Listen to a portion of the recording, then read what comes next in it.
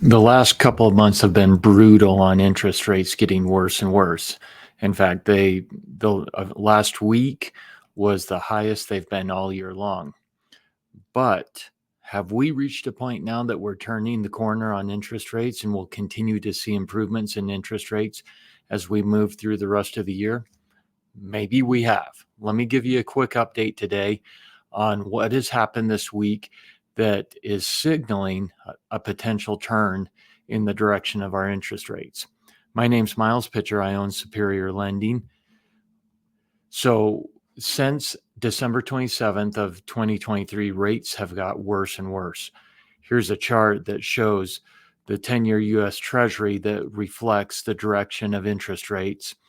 And you can see that purple trend line that has just got worse and worse and worse, all up till May 1st of 2024. What's happened is we've had inflation data come out showing it's down, but it's not down as much as we have expected because the Federal Reserve raised their Fed funds rate so much. We expected that that Fed funds rate increase would bite and cause inflation to start coming down. The GDP has shown strong, a growing and expanding economy, and the jobs reports all year long have continued to show job growth, job growth, job growth, and a very low unemployment rate. Until this week. We had this week a Federal Reserve meeting, which was awesome, and that Chairman Powell came out and said, hey, we are going to slow down our balance sheet reduction. Let me pause here and explain what this means. So back around COVID and before that, the Federal Reserve was buying mortgage-backed securities. And what this did was it artificially lowered interest rates. And so those mortgage-backed securities or mortgages they were buying, they were holding them on their balance sheet. They have now reached, and that was called quantitative easing or QE. Now they've been in a mode of quantitative tightening, which means they have been releasing or selling off mortgages off their balance sheet. And that has caused rates to be worse, part of the pain that we've been feeling this year.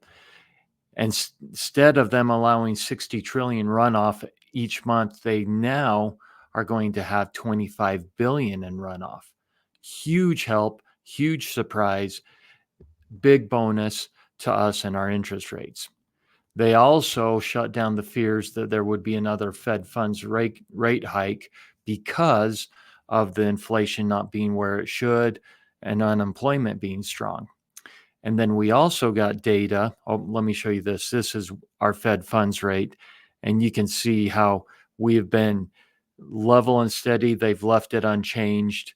And I think they'll leave it unchanged until we start seeing a few key things. We got the jobs report today, showed 175,000 jobs created in April, lower than expectations. This also raised our unemployment rate from 3.8 to 3.9. Another positive sign that things are moving in the right direction to tell the Federal Reserve to start getting ready to cut the Fed funds rate. The economists are guessing that once we get an unemployment rate of 4.1, 4.2, that's when the Federal Reserve is going to start easing off. So here's a summary of the jobs report that came out today and what it did to the unemployment rate. Now, what has this done for interest rates?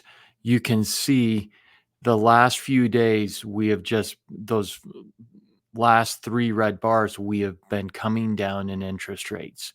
This is good. It's hopefully a signal that things are going to continue from here and be better and better. Okay. So what does it mean? It means that as rates continue, we're going to have more buyers jumping into the market to buy homes. That's good. It also means that people who have closed loans at the higher interest rates, we may have an opportunity to help refinance you and get your interest rates down. Here's how you can get a hold of me and my team. My name's Miles Pitcher. I own Superior Lending. Thanks for watching this quick update.